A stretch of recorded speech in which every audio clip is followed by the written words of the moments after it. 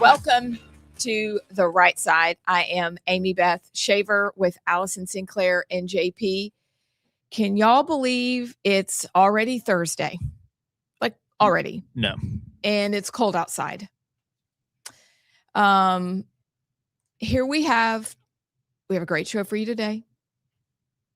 We have Ryan Dobson on at 11. And if you recognize that last name, probably you listened to James Dobson, his father, who has recently passed away.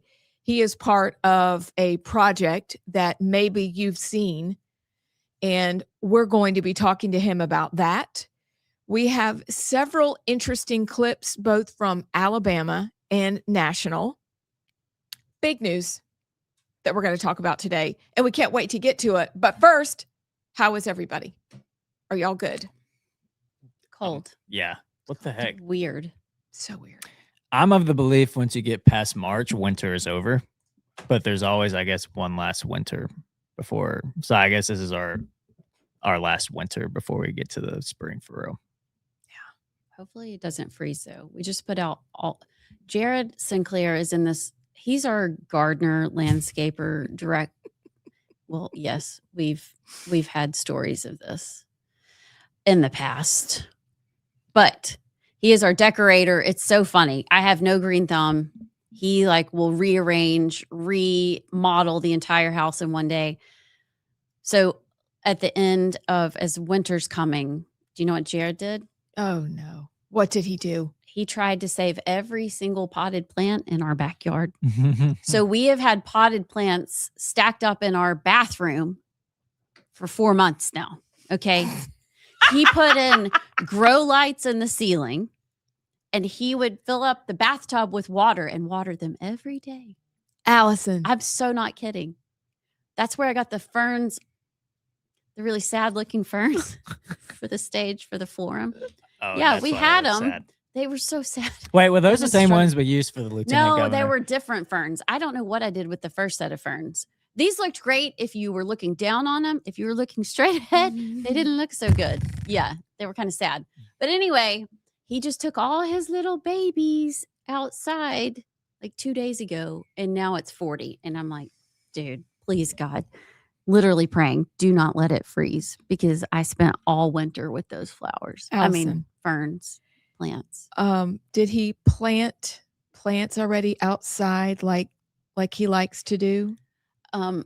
No, we have started bringing them home though. Right now we just have ivy. Okay. We have some ground cover. JP, the whole thing is Jared knows I don't like lots of colors. I need a really streamlined palette in flowers. Up top. Come on. So we're sticking all with white, or we're going all pink. She's speaking my love language or right now. We're going all red. But we don't do white, pink, red, purple, orange, and yellow all together. No, we do not do that.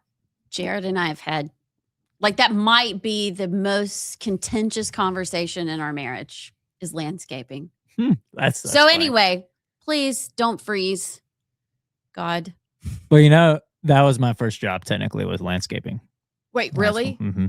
What kind, did you do flower arrangements? One of my aunts in Huntsville is a landscaper, and so I would work with her. I was mainly the lawnmower, and she did a lot of the plants and that sort of stuff. But yeah, that was my first career field, was right up that alley. Did that, what's it called? Did that groundhog see his shadow? Puxatawny Phil. Whichever one means 6 more weeks of winter. That's what he saw. So this is he his saw doing. His shadow. This is his doing. At least I believe. Right? Look it up. I don't know. No, I think I've not even seen the movie. I think if he saw his shadow, it means spring's here.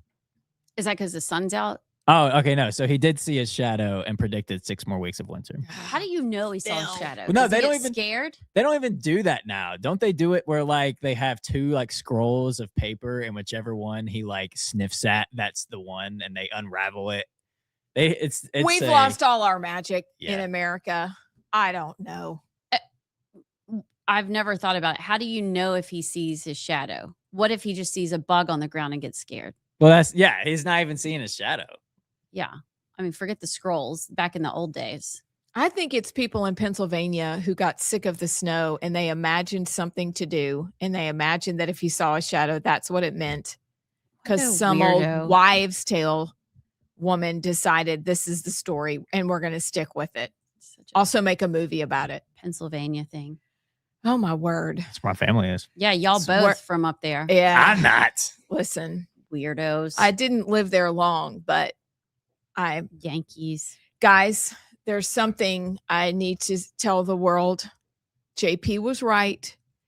Cane's chicken Oh. was worth waiting in line for. Yeah, but you But didn't we even- got out. We walked in. And that was a line inside too.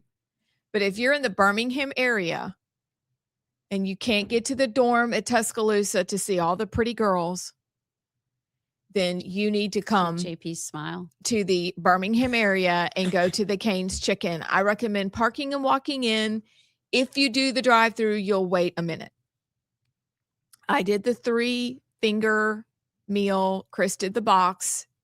I forgot that if you do the box, you get the coleslaw, which, by the way, tastes like Kentucky Fried Chicken coleslaw, for those of you who love that. Not a big coleslaw guy. You know what? Neither. I love coleslaw. I don't know why. It's a weird thing to like. You know, are you a coleslaw, non-coleslaw person? What are you doing? Where are you going? JP. What happened? Sorry, my camera was angled, but I forgot to turn my mic off. We're standing up and everybody heard my shirt. My Sorry, goodness. continue. Didn't mean Okay, to you distract. just So- disappeared. I just wanted to say you were right. And the bread was good. I enjoyed the sesame seeds that dotted the crust. And the lemonade they make there in the store. And now after this commercial, they should sponsor the show. So you need to go. Go get some Maybe fried I'll go chicken. today after this show. Get some chicken fingers. After the show. It's really good. And the fried, I mean, like the crinkle Do they have fries, grilled? I did no. I don't think so. I didn't Is even that look for Probably grilled. sinful to even ask that. I was so stressed about getting in line and placing the order because it's like next. And you're like, no soup for Oh, you. You feel pressure. Yeah, you feel a lot of pressure. You can barely ask, should I get a soft drink or is your lemonade good? She's like, oh no, our lemonade's really good. We make it. Don't say anything about the lemonade. Great. Every time we talk about lemonade, What happens with the lemonade talk? tell everybody about the lemonade. Oh, just how, from somebody who worked there, how much of an Oh, the insane amount sugar. of Yeah. sugars in No, Chick-fil-A's you- lemonade. Yeah. By the way, Allison's going to walk in and say, do y'all have grilled chicken on the menu? That's exactly what's going to happen. Who let this chicken here? Do you use seed oils? Oh, by the way, I looked it up. They don't have grilled chicken. Oh, Not anywhere on their menu. that's all right. What- Fine. I'll do fried. What all is it? Just fried chicken? Is there anything else? Do they have wicked diabolical things like fried chicken salad? Do they have a burger? No. So just chicken. Yeah, I'm looking on here. They got a chicken sandwich. Okay. Well, Thank you. Still chicken. But no, just chicken. Just chicken. Just chicken. Just chicken and fries and coleslaw and toast. Yeah, that's good. We should have a meeting there, but not often because it's the kind of food that kind of wears you out after you eat it. You're like, I haven't eaten like that in a long time. look how What? weird the stripes on my sweater look. Yeah, the camera is doing weird things. The camera doesn't know what Yeah, to but do. it's a cute sweater though. This is my Walmart sweater. And we match, like We you do. said. We match. Yesterday we were Easter eggs. We had to be were tough again. super preppy, like 5th grade, living large Weird. in our Easter egg outfits. There's a song. It's called the Easter Parade. Today, though, we're back. Sounds like a terrible song. It's a terrible song. So what happened overnight? I don't even know. Guys. What? I don't know. Did you see in the Gateway Pundit that the Epstein accountant is being called as a witness? I know you said, JP, you have a clip for us about Trump and Thomas Massie, but I do have questions about some of the people who fund Thomas Massie. So that made me dig into that a little bit. He's got some Democratic funders, and I'm wondering about that. I thought that was interesting. And then the two biggest things, and I know one of them we're going to talk about, Iranian terror cells that Trump says he's got his eyes on. But wait, are they here? Well, Yeah. They're here. Oh, great. This will be fun. Is 4 military drones have been stolen from a base in Kentucky. Okay. Wait, actually? Can we talk about that? Yeah, let me grab the story. It is 2 dudes in sweatshirts just casually walking through the hallways of Fort Campbell in Kentucky. And they're just like carrying drones. That's not good. What? They don't. Did you see them? Hold on, I'm looking. I've not seen the video. Okay, y'all that looks talking like a about. machete or an A hatchet. AR-15. Oh my gosh. It's not a weapon. It may have been gifted to him. Yeah, look at that. They're just casually. They don't look suspicious at all. No. Mm-mm. All right. No. That 4 Skydio X-10D drone systems were stolen from the 326th Division Engineer Battalion building. Okay. The drones were originally stolen in November of last year, but they just released the information and surveillance photos on March 11th. Well, what good is that? They're long gone now. They're probably the drones over in Iran that are blowing up our oil tankers. Yeah, which, by the way, they sunk one yesterday. Yeah. I think they've hit like 6. Why? Okay. So if they Oh, stole these a while ago and they've just now released the information of people who do not look suspicious at all walking down a hallway, what are we supposed to do with that? Because also in the Gateway Pundit, the FBI warns California police departments of possible surprise Iranian drone attacks. It's them. It's got to be them. That's what I thought. It's got to be them. Yeah, I still. Casual. Is that what Trump was talking about? That he's worried about the terror groups? Well, no, he was just asked if by Peter Doocy if they had eyes on Iranian sleeper cells, and he said that they had eyes on most of them. "Quote, I think." And yeah, This is his segment of allegedly. yeah, allegedly we got eyes on them. But no, and my reaction to that is, okay, well, if you've got eyes on them and you know where most of them are, then why don't you get them out? It says they were stolen sometime between November 21st and November 24th of 2025. Do we not? It's been a while. What? Do we not have? Well, first of all, it's been a while, but surely there are cameras on these bases, and you surely the engineer building is pretty well fortified with security, but you're not sure which day these 2 very homeless, random looking men just walking through the halls, no uniform, Nothing. they have on like hoodies and masks, but that's not suspect, and you can't pinpoint the date. Well, think about it. Actually, that would be the actual weekend or almost the exact start of when we did this show. So think about how much we've done in the meantime since that, and there's just there's been the drone stolen since that. And they're saying they've offered a whopping $5,000 for information leading to the arrest and convictions of those responsible for the theft. So did they think they could keep this under wraps? I mean, what did they think was going to happen in this atmosphere? And now, oh, by the way, hey, California, y'all need to be careful for some possible drone strikes off your coast. I don't know. That's weird. I don't know if they're at that point yet, Iran. I think Iran's content right now just wreaking havoc in the Strait of Hormuz, and I think they're content with that. I hope I'm correct. Well, no, I'm just saying this FBI bulletin Right. is warning the California police. So I don't know. I agree. They're just having fun doing wreaking havoc, just like you said. But for the FBI to warn California police of surprise drone attacks is very concerning.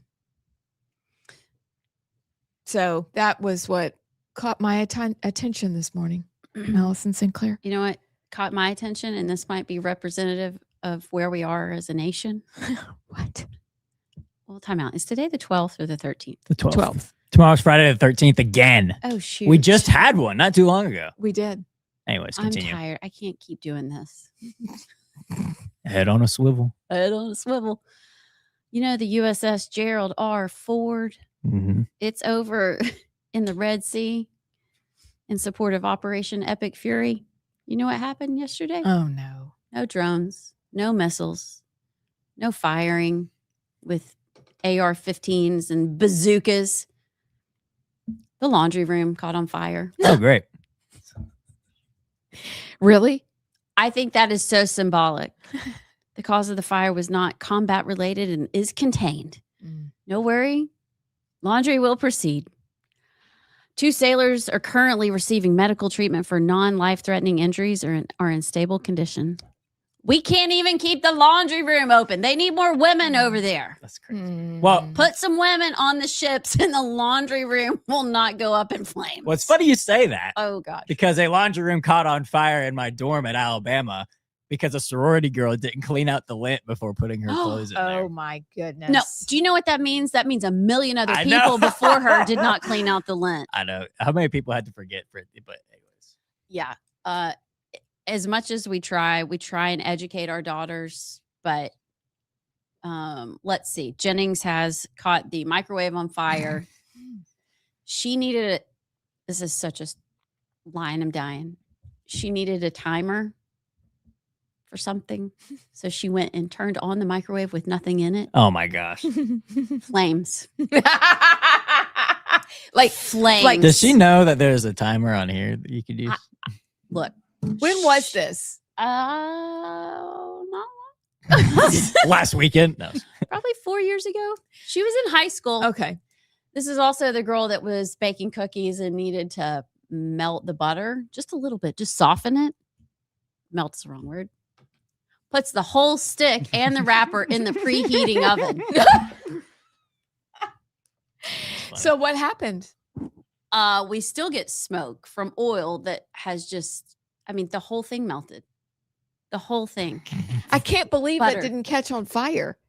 That one didn't. The microwave did. We had to buy a whole new one. Yeah, no, Wow. flames out. It's the only time I've ever run towards the fire extinguisher. Oh, Didn't have to use it, but I had pulled the pin out. Oh, that's serious. And, you know, that's you really serious. don't want to use that because that stuff is a mess. It goes everywhere and it's really toxic. Now we have a fire retarding blanket that we keep underneath the stove. Just in I'm case. so glad you do. Yeah, I'm the only one in my family that would catch things on fire. So I feel that. I feel the weight of that. Your biscuits, your No, you know what Purple? it is my cooktop, it's gas and it cooks very hot. And she likes to light some of my pans on fire. And no one gets alarmed anymore.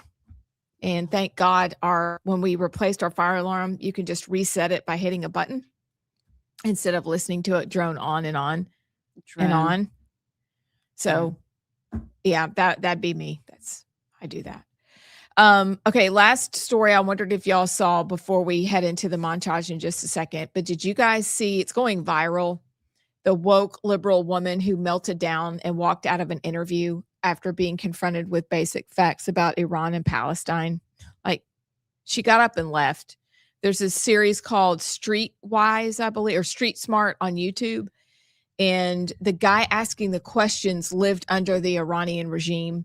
And so he was, snap. yeah, he was asking her Yeah. questions, basically going into, hey, where have your protests been? I hear you about Palestine, but what about Iran and Iranian women, and why so silent?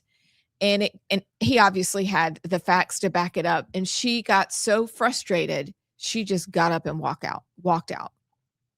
Well, this is like Left. the clip we used from Brecca Stoll, who turns out she is the sister of one of my daughter's friends. It's crazy.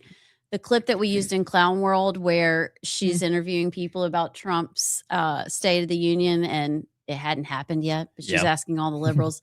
And the one girl, she says, what are your thoughts about Trump's State of the Union? She's like, oh, it was awful. She says, well, what about it was terrible? Again, it hasn't happened yet. I think we all know what happened and what was so bad. You know, that's kind of what they do. They get caught because they have no clue what they're even saying. It's just this talking point and this brainwash of like, this is what you're supposed to believe. Don't base it on facts. Hopefully he didn't tell her he was Iranian.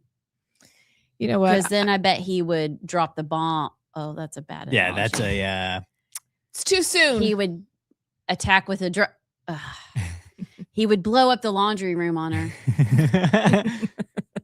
Forget to clean out the lint. Listen, it's a good article. It's in Gateway, but this morning Gateway just happened to have great trending articles. But this one's going viral, so maybe you've seen it on X and you know exactly what we're talking about. But remember, Allison's right. This is who we're dealing with. People who, in general, not always, but if you get them to drill down on what actually do you support and what's your evidence for it, can't usually answer.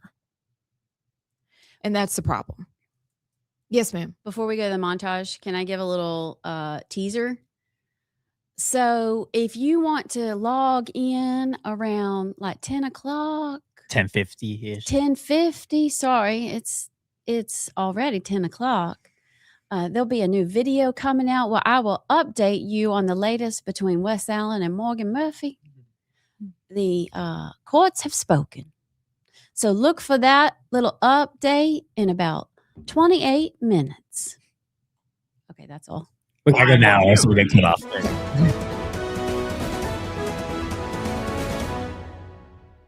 So I just want to say I feel good about the Republican Party. Trump is my favorite president. We've run out of bombs. We didn't run out of bombs in World War II. Daddy, watch this tomorrow. Daddy, watch. And now, Massie, we got to get rid of this loser. This guy is bad. He's disloyal to the Republican Party. He's disloyal to the people of Kentucky. And most importantly, he is disloyal to the United States of America. We have political games being played by our Democratic colleagues instead of putting the people of this nation first. Look, we're not going back to the era of defund police. We're not doing it. We're not going to go backwards. We're going to secure our border. We're going to enforce our laws. And we are going to stand with the people of this country. The leader of the state Senate supporting a new plan that would make big changes to the Public Service Commission, the group, of course, that helps to set your utility rates. This bill, just filed minutes ago, would expand that commission from 3 people now to 7, all of them eventually elected by you, and would create a new Secretary of Energy that the governor appoints. They try to hit us back. Have you been briefed about how many Iran sleeper cells there could be inside the U.S. right now? I have been, and a lot of people came in through Biden with this stupid open border. But we know where most of them are. We've got our eye on all of them, I think. That's comforting. Yeah, not very oh, great. Awesome. We've heard about the sleeper cells since 9/11, and now we think we know where they all are. Okay. We're watching them maybe. Mm-hmm. Okay. Why don't you go round up the ones that you do know where they are? We have concepts of where they are. Allegedly. We have concepts. Yeah. They're somewhere on the round or flat world. They're somewhere in the country. We're told, I think, allegedly, maybe. Oh, we're going to have to look into that. Okay, so that's what we're going to talk about when we come back. We'll be back. Enjoyed our conversation with Katherine Robertson, who is a candidate for Attorney General of the state of Alabama. Katherine began her public service in Washington as clerk and counsel to Senator Jeff Sessions on the U.S. Senate Judiciary Committee. She served as the vice president of the Alabama Policy Institute under Gary Palmer and has been the chief counsel in the Attorney General's office under Steve Marshall for the past 10 years. In this interview, we discuss what makes her qualified to be Alabama's next Attorney General and specific issues that matter to Alabamians and fun questions so that you get to know Katherine, the individual. We hope you enjoy our following conversation with her and get to know Katherine Robertson.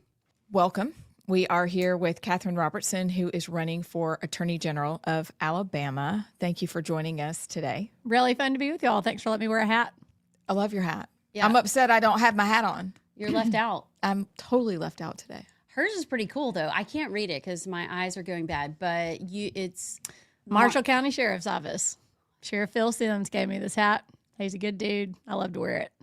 I am guessing he endorsed you. Yes. Nice, nice. Mine's Rightside Media. You can have one too. Yeah, love it. Blue or black? Take your pick. Oh, yeah. Looks good. So why don't we we're going to get right to it. First question, pretty basic. What qualifies you to be Alabama's next Attorney General?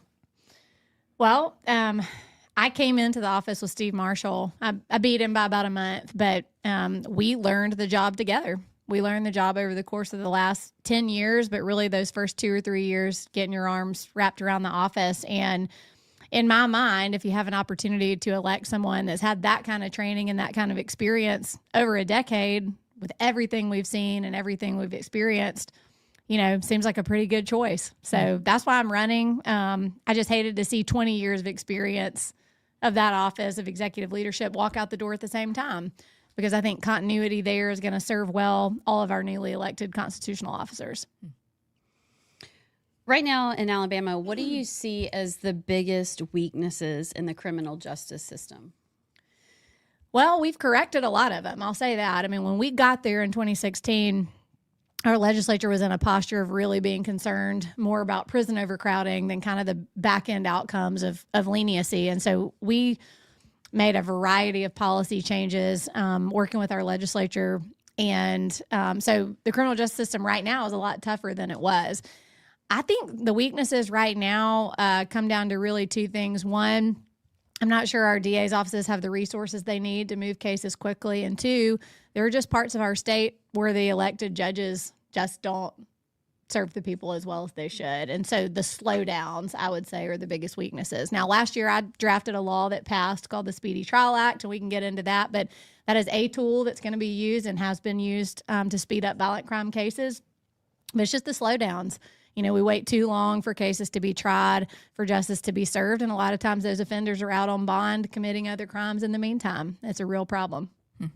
Are there activist judges? Do you see that frequently? Judges in Alabama pushing their own agenda, or do you just think this is purely a manpower kind of office flow? I think there are places in our state where the elected judges are Democrats and have a different philosophy, probably a more lenient philosophy. And you can get into a really deep debate about whether we should have elected judges or not. I think ultimately I think elected judges is a good thing, but once they're there and they're really lenient and people get mad, it's really difficult to recruit candidates to those races, and it's really hard for them to beat incumbents, and so you get a little stuck. But I don't know that it's activism as much as just a mindset of, I'm here to show grace or be lenient, and where you fall on that spectrum probably has a lot to do with your personal philosophy and ideology.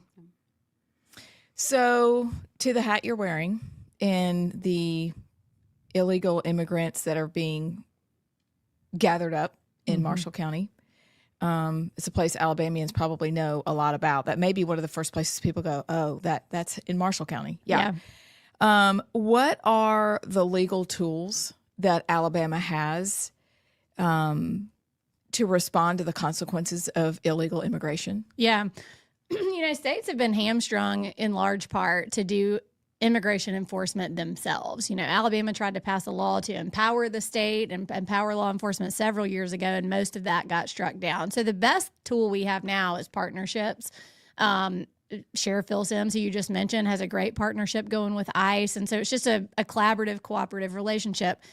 I think the unique role that the AG's office plays is the national litigation that we take part in. I mean, of course, we're going to be facilitating law enforcement relationships. We even have a federal law enforcement liaison to make sure we're all staying on the same page. But, the president has had a very difficult time getting his immigration plans and executive orders and all that into action because the blue states come rushing into court. And so one of the most important things we've done is to back him up and to say the states are harmed when the federal government doesn't do X, Y, and Z appropriately. And that's why we support the president. He has every right to do this, whether it was the travel ban from a few years back or the Remain. Welcome back to the Right Side. And yes, I did print out the story. We're going to talk about Allison Sinclair. I thought it was going to be a one-pager. Yeah. But now we can look at it because it's got the details. Listen, She got the whole thing in bold print printed out because we're old and we can't see. And then something about the IRS. What's that? Oh, that's for our other pack of papers that we needed. Oh, shoot. It came out with it. But, you know, sometimes, Honey, that's my grandma's name. Sometimes Honey likes to print things out. And today I printed it out because I wanted to deal with this bill that we're going to talk about. And so I receive it in the name of the Lord, that I printed it and it's very big, large font. Well, start reading. It's going to take you forever. Well, I already skimmed the article. I just wanted this part right here and this part. So you put it exactly on the right page. All right. Stories. Numero uno. In one phrase, because this is all we're going to do on this little fella. Daddy, watch me twirl. Daddy. I need your quickest and friends in listener land. One phrase that comes to your mind when you see Lindsey Graham. One phrase. I'm going to give you 5 seconds to collect, and then we're each going to go around. Okay. 5. I've already got mine. 4, 3, 2, go. Closet.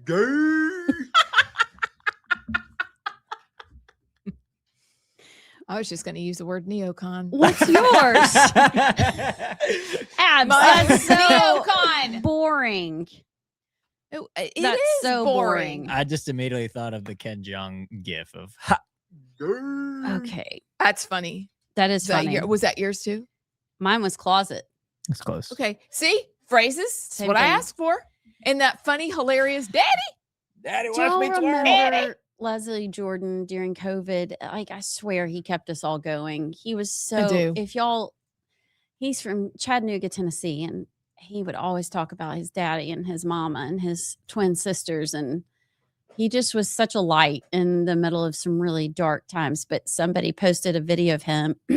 He's talking about how that his daddy used to take him to football games, and he would say, "Now, Leslie, this is the offense and this is the defense." And he says in this video, he's like, "But I asked my daddy when the majorettes were coming out." And then he goes on, and you know, you're stuck in your apartment. So he starts twirling. It's actually a back scratcher, not a baton.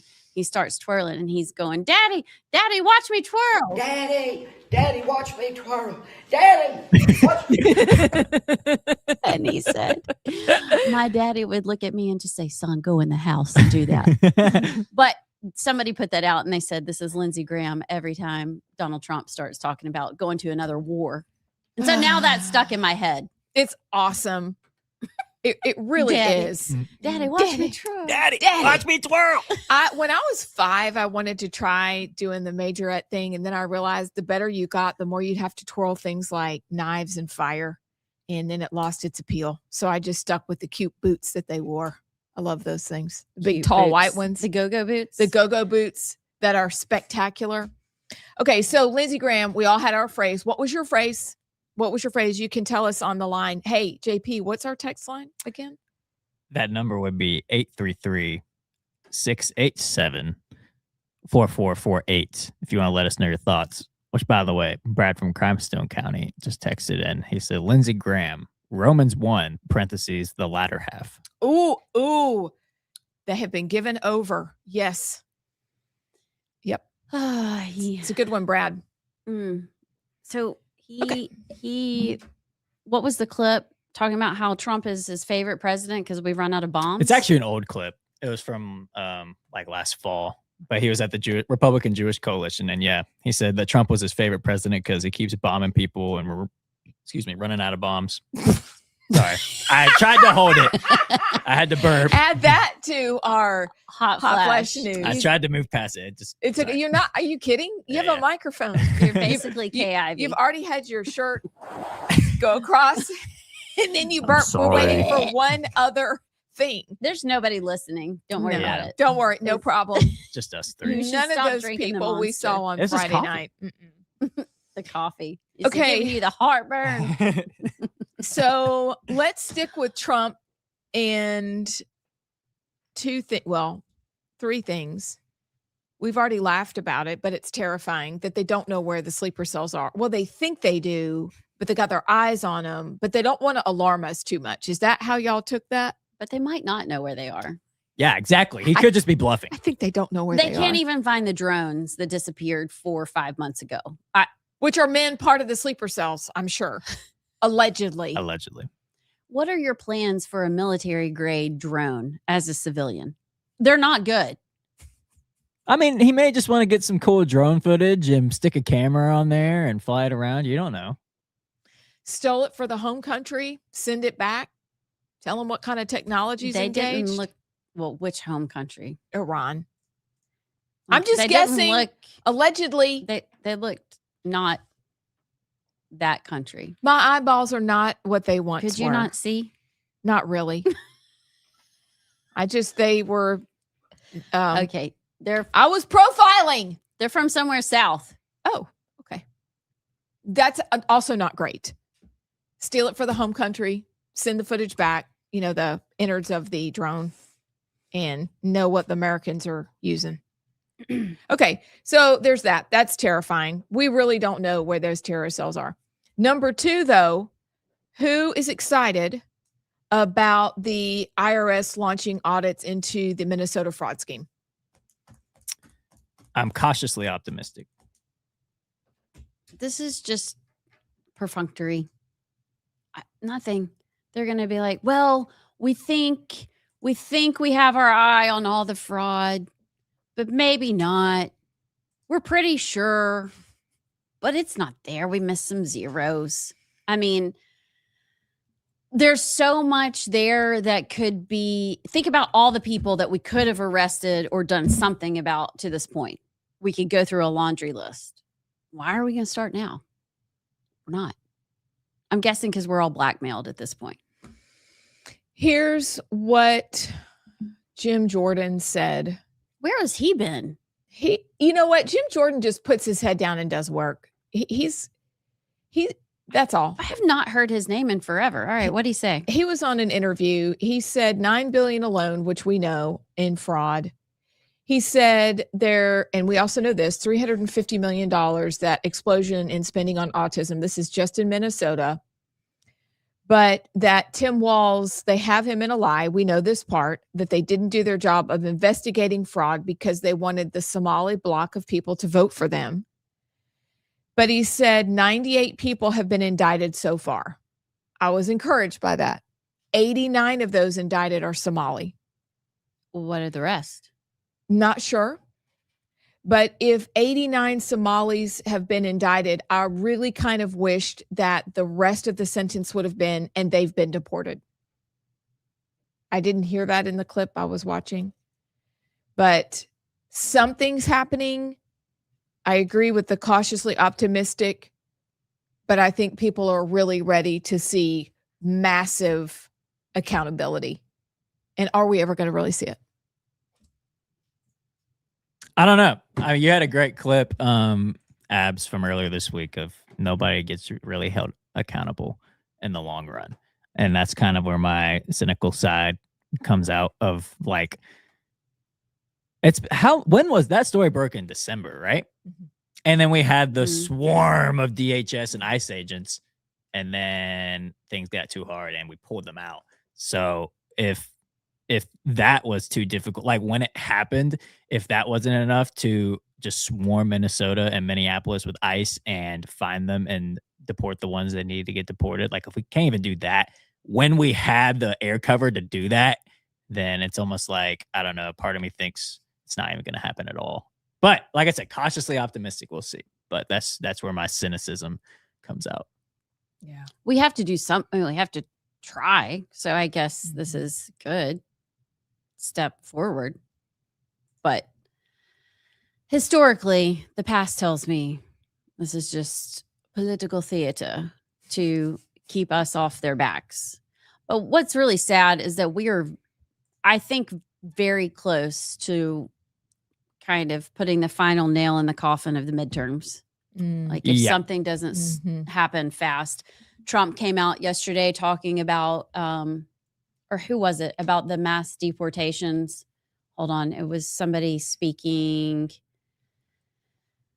Anyway, they're now telling staffers and surrogates not to talk about mass deportations anymore because it's just not going to happen. Yeah, Axios reported there was some Republican convention last week or so, and apparently the White House staffers, aka like Susie Wiles and those, were telling Republican Congress members to back off the mass deportation rhetoric for the midterms because it's a losing issue. How do they know it's a losing issue if that was the issue we voted for? It means it's a losing issue for their sponsors, their lobbyists, their connections. That doesn't make sense to me. The thing that would send the midterms over the top is if you saw planefuls of Somalis flying back to Somalia. We haven't even talked about Ilhan Omar's family and the terror that they are and have been.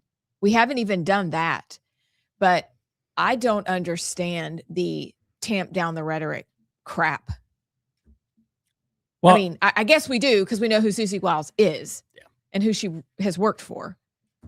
But this is exhausting. Well, I agree. Everything you said is correct. But then and when it comes to this, why are we even thinking about the midterms? We got a country to save. Yes. You know, it's like, why are we? Because if we don't win the midterms, you're talking about them. Yeah. Yeah. Not me. No, them. Yeah. I'm like, because if we don't, we're screwed. We basically have like 6 more months to save America. Right. But after that, we're doomed. I mean, typically history shows that the party that won the presidency typically does not win the midterms anyways. Right. So how about you use that short window and assume the worst and do all you can in that short time instead of not going halfway in and then going, crap, the midterms, just damage, then nothing gets done. So yeah, when you try and play both sides, you generally lose both sides. Which goes right along with another story. The Trump appealing to SCOTUS to revoke 300,000 Haitian immigrant protection status, the temporary protected status. Do you remember when we talked about that with people in Arab, Alabama, and the protests there? This is like, what, a year and a half, 2 years ago? And then we know they're in Talladega. We know they're in Sylacauga here on TPS. Why would he have to appeal to, again, why are people in positions of power ruling against the American people? Why does he even have to appeal to SCOTUS at all? Why can't he just say, we're revoking their status, they gone? I don't know the legalities of that. I'm reading here from CBS News. Because the Justice Department, they were granted legal protection status, in 2010, obviously. So I guess you have to go through the same channel to revoke it.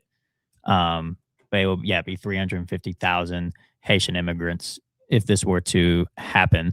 The Supreme Court has so far allowed the Trump administration to roll back protections for Venezuelan migrants, and a request involving Syrian immigrants is awaiting action. So they're currently waiting on Syrian immigrants and now Haitian immigrants soon. So we're nation building against ourselves inside of our own nation, right? As long as these people are still here. Hold on. We're nation building. Which our accusations always, we're going to nation build in Iran, or we're going to nation build, because we do. But this is not great.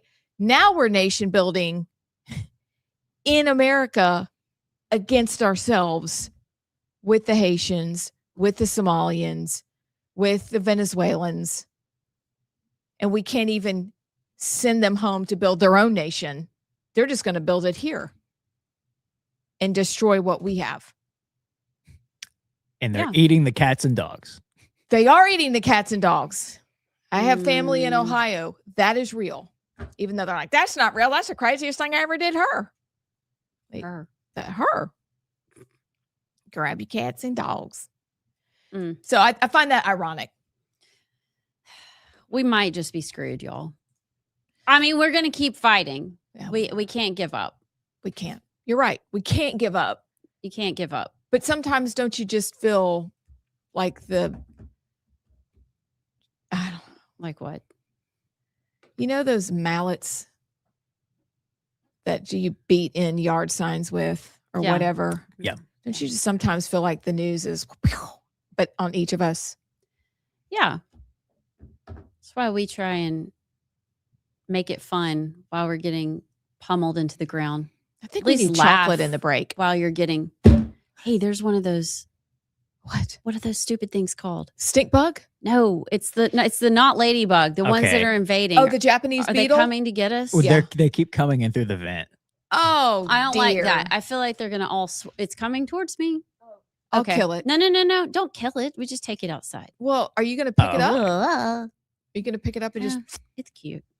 When we had 3 stink bugs in here, Allison put them all on a paper towel and took them outside. And Oh, wait. Now things are making sense. Your husband has turned your bathroom into a grow farm for plants. Can't kill them. And you are picking up little critters and you are taking them outside. Yes. Okay, Why? friends, let us know. Are you those people or are you kill it? Are you a killer? You want Yes. people to admit they're killers. Yeah, I want to know. Are you going to squash a bug? Or are you going to pick it up and outside? No, you don't flip it because then you can give it brain damage. You gently place it in the grass. If it's a spider, Serious. what are you doing? Putting it in the grass. JP, if it's a spider, what are you doing? Okay. do y'all remember? Okay, If it's a roach, what are you doing? okay, roaches are a little different because it's Okay, like roaches. Okay. yeah. I need Oh, to you know don't if you have your squish it? limits. I try to spray because it's so gross. Like it's crunch and it's yeah. And it squirts Gross. everywhere. Yeah. Y'all remember whenever it was when there was that stink bug flying over y'all's Yes. table and I jumped up and like volleyball spiked it into You did. that was one of the sickest insect kills I've ever done in my life. I'm gonna be honest with you. Well, so, hey, that was like on the level of Obama grabbing the fly out of the air. I mean, that was the only cool thing Obama ever did. I once saw Phil Williams Sr., though, my granddad, catch a fly in the air and throw it into it was a house fly too, the ones you can't catch, grab it and throw it straight into the trash can. No, he didn't. What It's pretty sick. was it dead? Yeah, it died. But I'm he grabbed it and so just- impressed. I'm very impressed. You know what I'm going to bring up here for us with bugs? You know what I have? A bug swatter that's like, it's a tennis racket, but it's the bugs when you. Y'all are so mean. Do you know the That salt guns? God made that bug to do something purposeful. That bug has a purpose. For us to kill it. And y'all are just squashing God's design. I'm telling you, go to Home Depot and get a fun tennis racket that's basically the old fashioned outdoor bug zapper, and we kill flies in the kitchen with it. Flies. Mm. It's very fun. Murderer. Well, you know. What commandment is that? He gave us dominion over that. God gave us dominion over that. Thank you, JP. Mhm. That we're to multiply and take over the Multiply earth us. and be good stewards of the ladybugs and the Japanese takeover Asian lady beetles. All right. I can't remember what they're called. I have a question before we have 5 minutes, and I want your thoughts. Katie Britt blasts gosh. Dems saying they won't even have a conversation about ending DHS shutdown. We know that the lines, if you're going out of town, they're telling you get there 4 hours early. We know people are working for free. I'm sure this is affecting other groups, but the DHS and the airports are what we're seeing because we're experiencing it. But Katie Britt blasting Dems saying they won't even have conversations brings up a question. And Scott Pressler, the resistance guy, who I think is going to run for office in Pennsylvania, suggest that people turn off the spigot of money to Democrats, especially ones running for office. Is that possible, to cut off the flow of money to people who are already well-funded? No. Yeah, see, I don't think so either. Like, I think it's an idea. Yeah. But I don't know how, they're saying, don't give them another dime. Well, we're not giving them money. Yeah. But how do you get to cut the Democrats off? Isn't the better option to send somebody good to run in their place? Yeah. But I mean, when you talk about running against the loony left, they have the world stage on their side. They have the George Soros's, all those people, all the things that are supporting them. It's not even us. It's not even Americans. It's not even citizens. It's the apparati. Is that the right word? That was Close. really good. The apparatuses. You forgot one S. Just kidding. Oh, let me try it again. It's all those apparatuses that are out there globally that are investing in our elections, and they want these people to be elected to destroy America, and it's working. And I don't know how let's see, what kind of, you'd have to do some major PAC money reforms on the federal level, and that's never going to happen. You can say, oh, we limit donations. So we get, when you donate to a federal campaign, you can only donate, I think for the primary, it's $3,500 a person. And so we're trying to make elections more fair and more organic. Shoot. Y'all lie. No, it's just that we want the appearance of that. There's nothing you can do unless you make some major reforms, and not even apparently the Republicans will vote for that. I don't know what you do. Well, okay. People forget about this. If you want a picture of how incompetent Congress is right now, not only can we not make elections secure, and not even that, we can't even enforce a talking filibuster when we have a Republican majority, which we've talked about. But people forget, for months we've had a DHS complete shutdown, and we can't make any movement on it at all. That's just insane to me, because I think people forgot. Oh yeah, we've had a partial government shutdown for over a month, at least. I think maybe more. It's insane. It is insane.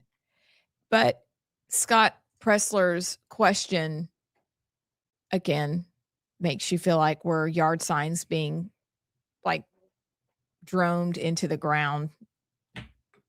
Because what do you do when you have exactly what you're saying, Republicans who can't even be made to do the right thing because they don't want to?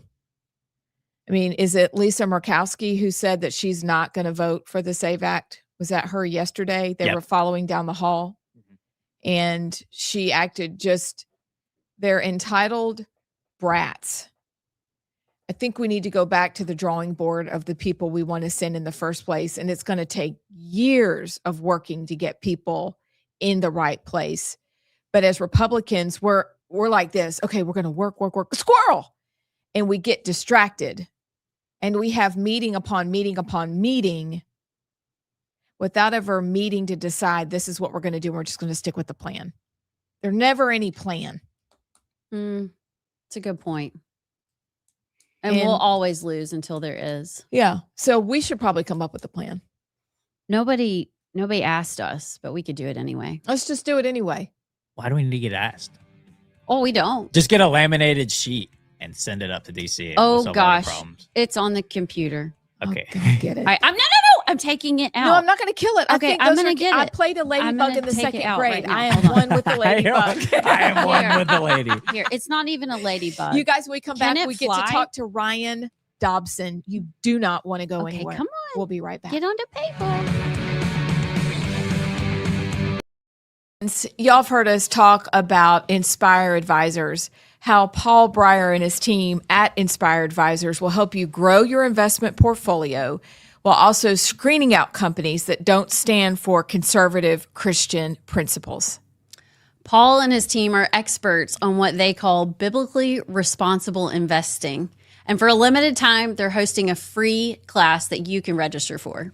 Check out the class and register for free at moneypatternwealth.com.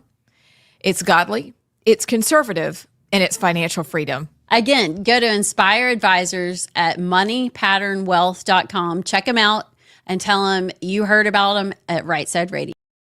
Policy or the parole for immigrants. We have supported the Trump administration or fought the Biden administration in all of those spaces, which is something only the AG's office can do.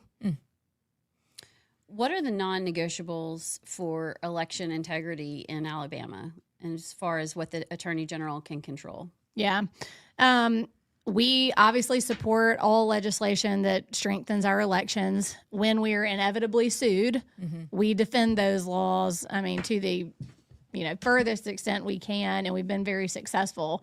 When it comes to election fraud that takes place now, our office hasn't been referred, voluminous cases of election fraud, but there are places where you start looking at the number of people who voted, the number of absentee votes, and then the population there, and you kind of start to wonder. And so we've got tools to deal with voter fraud. It is a crime in Alabama, and, we investigate anything that's forwarded to us.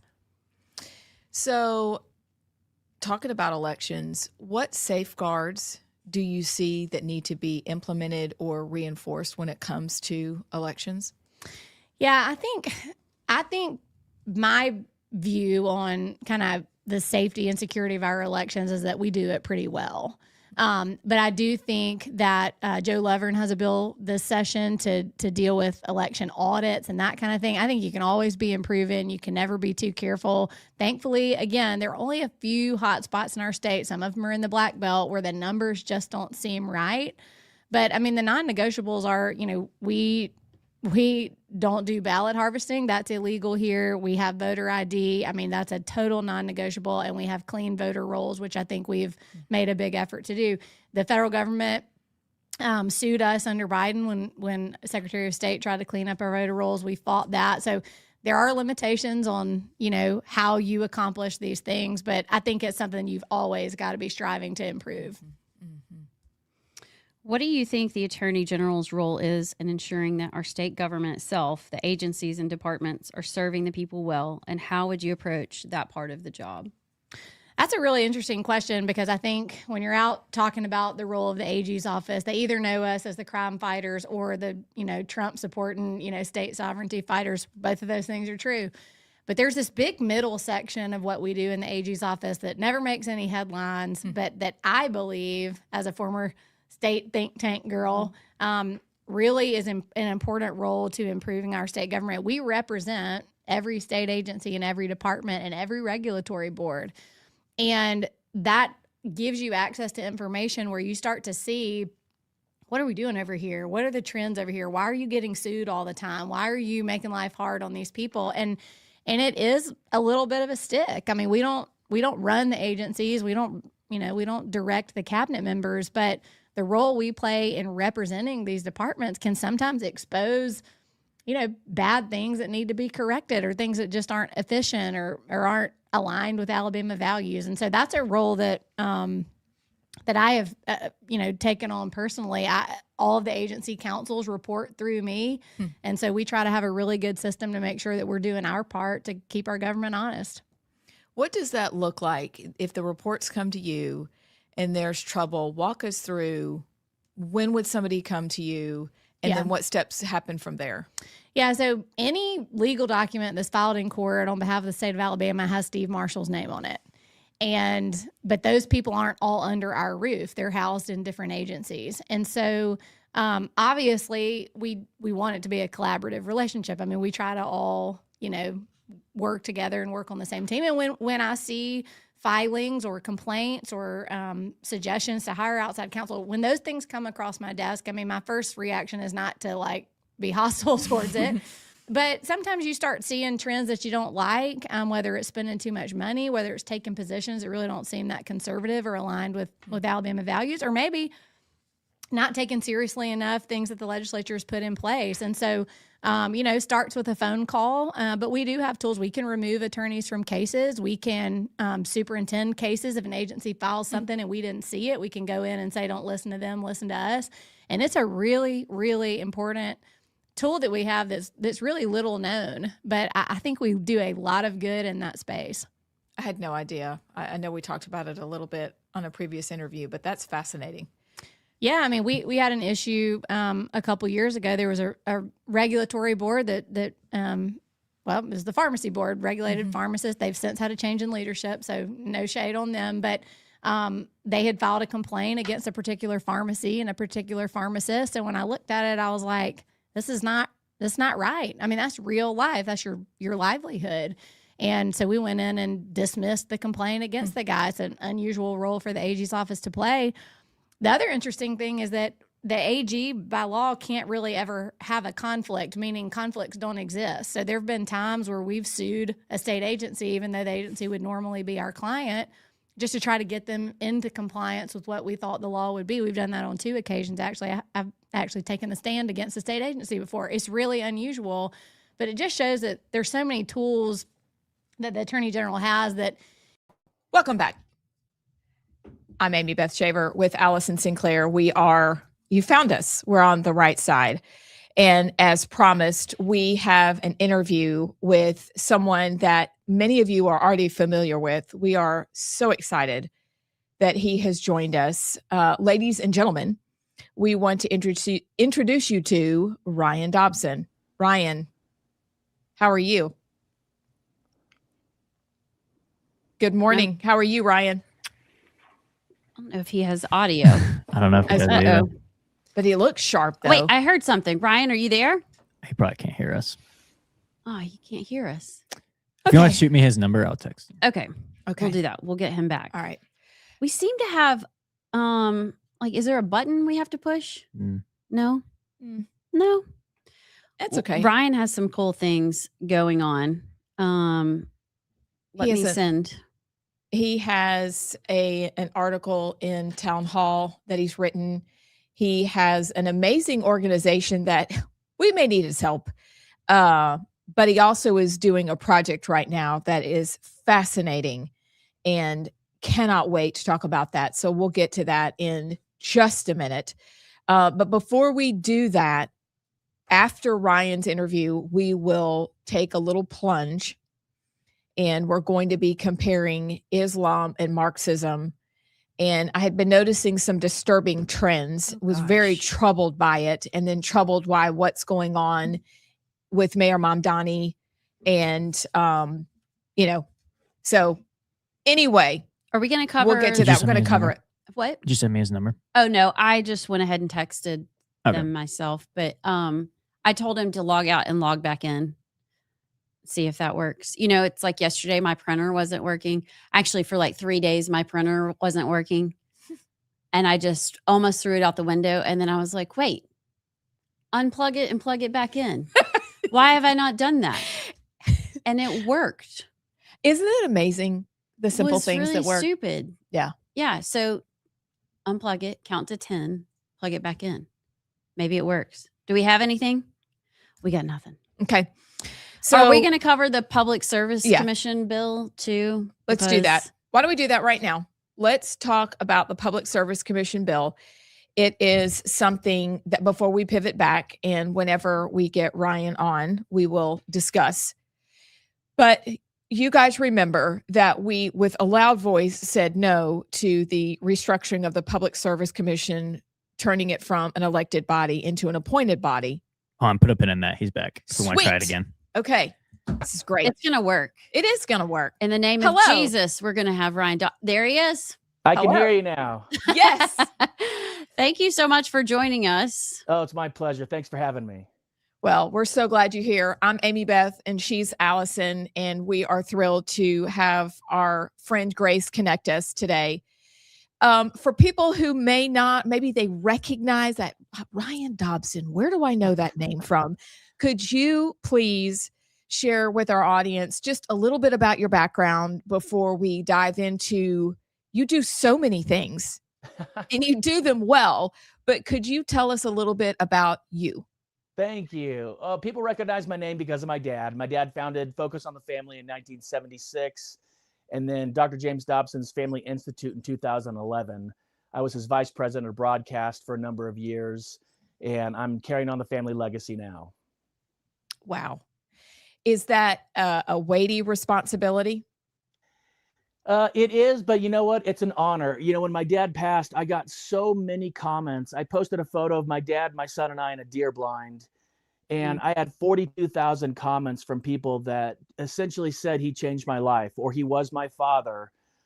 So many young kids, that was the most shocking thing for me. So many young kids at 11, 12, 13 from bad home lives, absentee fathers, abusive families, found to Focus on the Family, this adult program on marriage and parenting. And they had him as a surrogate father. They had him as that beacon of hope that someday they could have a good family, not like the one they were growing up in. I heard from a man who's in his 60s, and he said, you know, I'm married, I've got 4 kids, I've got 9 grandkids. And it's because I found your dad when I was 15 and started listening to Focus on the Family. So it is such an honor to try to strengthen families and to help marriages grow in my dad's name. I have to agree with the people who would reach out after your precious father passed away, because we lived, my mom always listened to Focus on the Family. And then when we started having kids, of course, we got your dad's books. Oh, yeah. Learned a lot from them. And then when we lived away, my husband and I started listening to the show every day.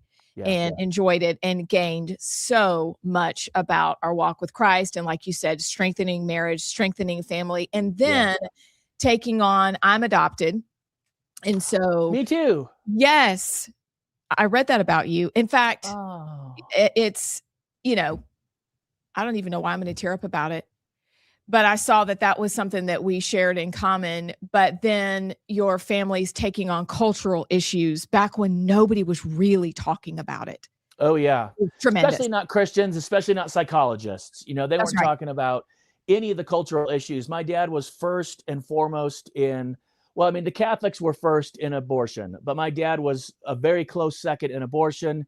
He was first and foremost in combating pornography, with the Attorney General's Commission on Pornography, and he was first and foremost in gambling, which is the new plague of the young man. The 18 to 34-year-old young man is being inundated with gambling, and it will destroy families. It's one of the worst possible things we can have in our country is legalized gambling.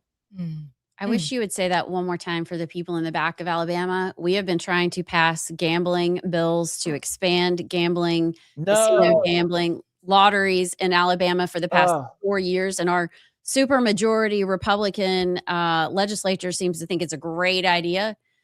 It's based on greed. I don't know who your super Republican majority leader is, but it's based on greed. Everywhere gambling goes, every single level of crime increases. Petty crime, theft, robbery, burglary, prostitution, drug abuse, alcohol abuse, divorce. Every single evil that can befall a family follows gambling. If you put gambling in your community, every single crime imaginable will rise significantly. Hockey stick rise in crime because of gambling, because it destroys people. And it's so insidious. It's one of the hardest addictions to kick because it's not a consistent reward system. If you get hooked on heroin and you do a lot of heroin and it's not giving you that fix, you can do more heroin and you can get that fix again. If you're an alcoholic, you can drink more and get that fixed. A variable reward system like gambling, you don't know when you're going to get hit. You don't know when you're going to win. And so it gets deep inside your soul on trying to figure out, how did I win? How did I not win? What was the problem with that? And getting rid of a gambling addiction is so difficult. And the people that support gambling are greedy. They're greedy and they want money because the casinos and the lottery. I remember in California, they said lottery is for kids, you know, because we're going to give it to the schools. That has been baloney. It's been fraught with fraud. It's been fraught with misuse of money. It's all about greed. It's all about money. I think we're going to have to clip that out and send it to some friends. I think that's going on the interwebs. It is going on the interwebs because it is so hard to boil it down. And you just did, in its essence, it is about greed.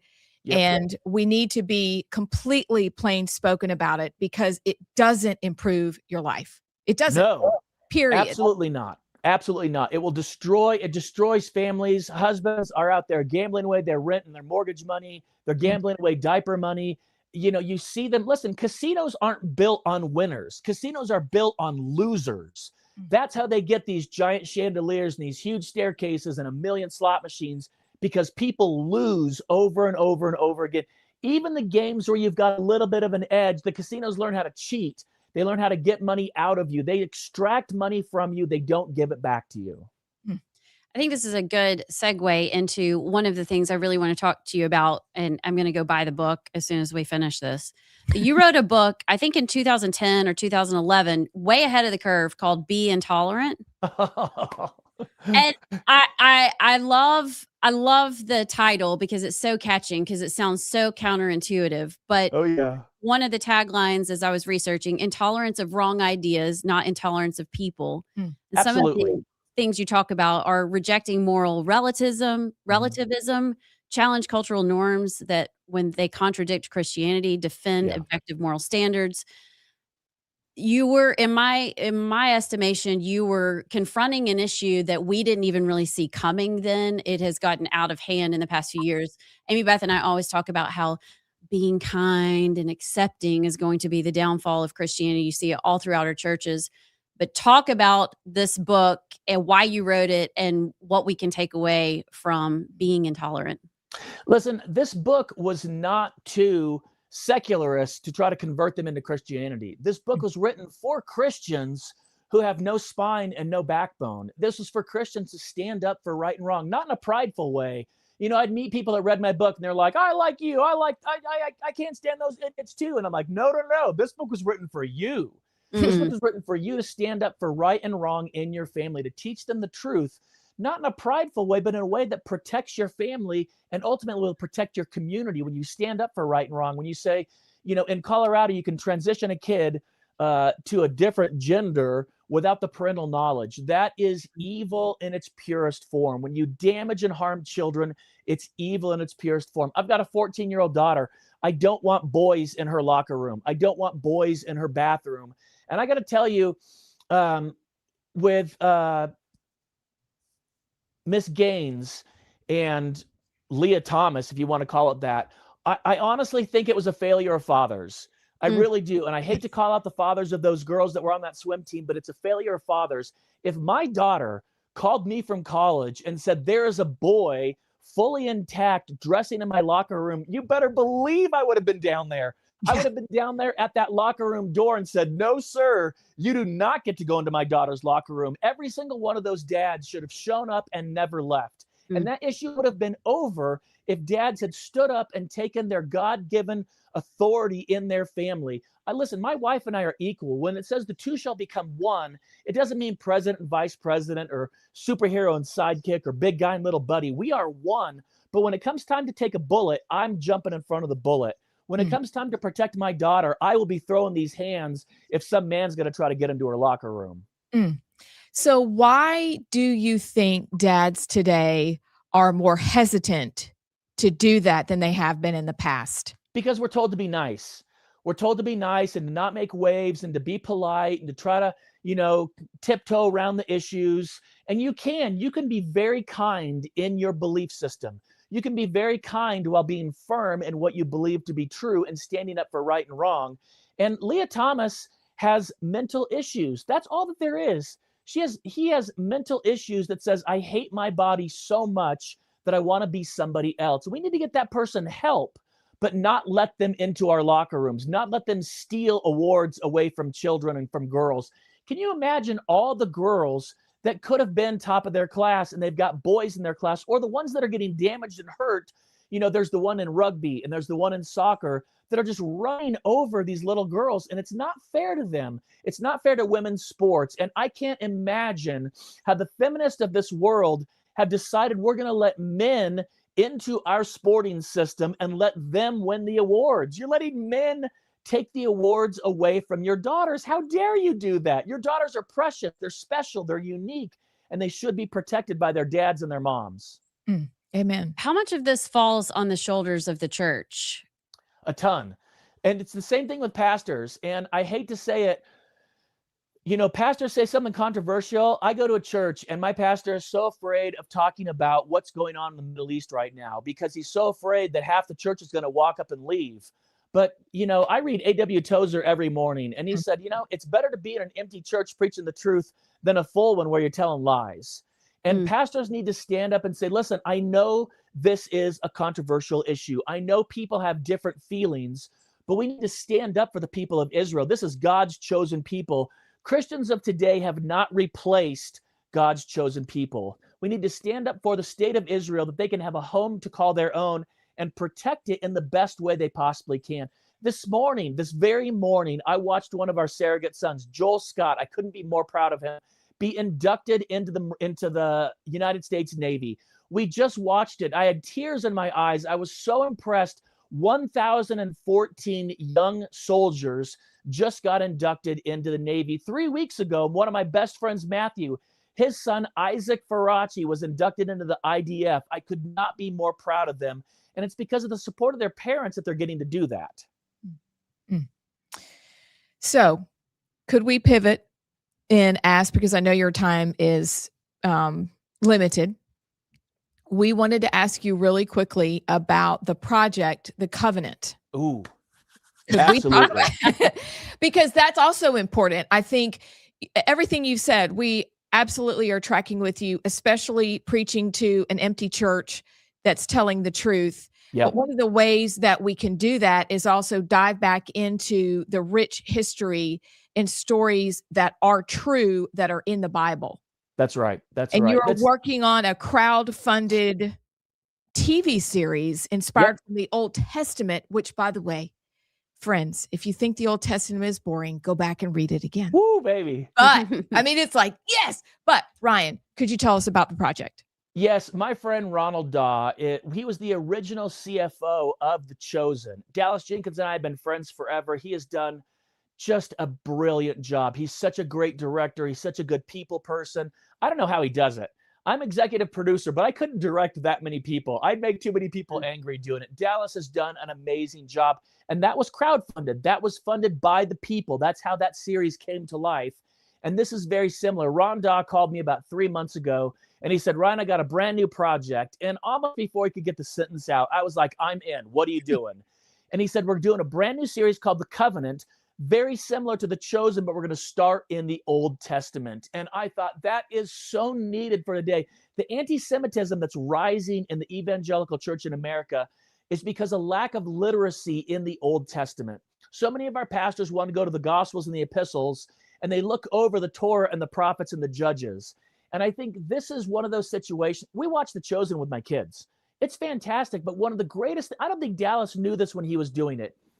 It is such an amazing resource for parents because so often your kids will ask, well, is that in the Bible or is that an ancillary story? Is that in the Bible? And it's the perfect opportunity to go, well, let's look, and to pull your Bibles out and to go back into the New Testament and look up where these stories come from.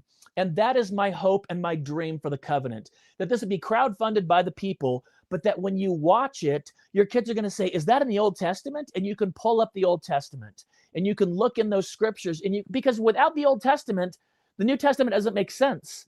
You know, Christ on the cross was shouting out Psalms. My God, why have you forsaken me? Comes from the Psalms. When Satan was testing Jesus in the desert, he quoted the Old Testament. Jesus didn't quote new scripture to Satan. He quoted the Old Testament back to Satan because that's what he knew by heart. He knew the Old Testament. And so many Christians today, you know, the Old Testament, it gets messy. You know, when they talk about judges and the wars, there's some rough stuff that goes on, but it shows how important the prophecy of the Old Testament coming true in the New Testament. And we can't do it without the people. I think, you know, I'm one of the people that got the email about The Chosen back in the day. And for whatever reason, busyness, I've got no excuse. I wasn't one of the early funders of it. And I regret it. I've regretted it ever since. And so I promoted it as much as possible. But this is another time where lightning is going to strike twice. The Covenant is going to be amazing. Andrew Klavan from the Daily Wire wrote the script. I cried when I read the script. Wow. It's the book of Daniel. And they take Daniel and they take part of the Apocrypha and they put it together. And it is so powerful because what I realized when I read the script, I went back and read the book of Daniel. And I looked at the part where Nebuchadnezzar is on all fours in a field eating grass. And I realized I had read over that part of scripture. I had read through that and past that part of scripture. But it started making me think, could you imagine George Bush 1 or 2 on the White House lawn on all fours eating grass? Or Barack Obama or Bill Clinton or President Trump, heaven forbid, going from such a high... Nebuchadnezzar was a world leader. When he stood, the entire people bowed down to him. They literally prayed to Nebuchadnezzar. And he went from that high of a place to on all fours eating grass off the ground. And that is a warning to all of us that the Lord can bring you high, but he can also take you low. And that first book of Daniel is going to be our pilot episode. We're funding for it right now. It'll be the pilot.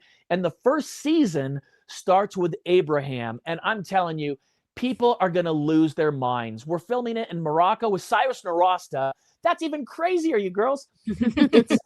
Andrew Klavan is a Messianic Jew. Cyrus Nowrasteh, who's from Sarah's Oil, he was raised secular Muslim and he's come to Jesus. So you've got a Messianic Jew, an ex-Muslim, and an evangelical all coming together in this time where we think you can't reach across the aisle and you can't be friends with people that don't believe exactly what you believe. But we believe in Jesus. The three of us believe in Jesus, and together we're coming to bring the Old Testament stories to life. I could not be more excited about this project. Where can people find out more about it? I mean, and by the way, I'm sure The Chosen would still take your money if you wanted to go ahead and give it now. I'm sure they would, yeah. But where can they find out more about this project, where it'll be streaming, how they can support it if they want to? Where can they find out more about you and all you have? The URL is thecovenant.tv, thecovenant.tv, and it's where the backer program, it's just like Kickstarter. There's levels of giving. The first level, you get the pilot episode, the first season, you get your name and end credits crawl, you get a t-shirt. We made it really easy to make it like, oh, this is definitely worth it. You know, I'm going to get something, not just, you know, put money into this, but I'm going to get something back. And you'll be one of the ones with the OG original t-shirts. You're going to be one of the ones with the backer t-shirts that only a select people are going to get. Other people are going to miss out. And they're going to go, oh, man, I wish I could have gotten that t-shirt. And you can, if you go to thecovenant.tv, I'm on there. You can find me anywhere. I don't need to promote myself. I want to promote the Covenant over everything else I'm doing right now because it's so important to get families back into the Old Testament, to get them reading those stories to their children.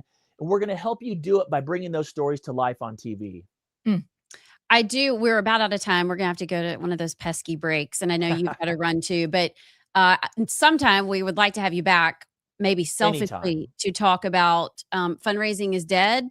Yeah. And the podcast. Yeah, and philanthropic giving and kind of your new model and how I'm picking up it's relational, which I mean, what a crazy idea. Not transactional, relational. And I'm telling you, it is all based on my dad. I watched my dad do it since I was 6 years old.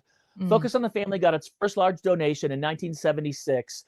By 2011, they had raised more than $3 billion, all relational. Oh, they had never asked individuals for money. And they launched or financially rescued 42 separate ministries. That money didn't go to my dad. He never took a salary at Focus. I looked at all of his 990s, never took a salary. That money went to ministry, it went to people that were in need, and it went to charities.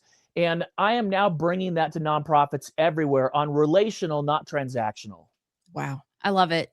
Ryan Dobson, thank you so much for joining us. It really was a pleasure to meet you. We are honored, humbled that you are with us, and we hope you'll come back sometime soon. Anytime. Thank you. It was my pleasure. I really appreciate it. Thank you. Wow. That was a lot. Really.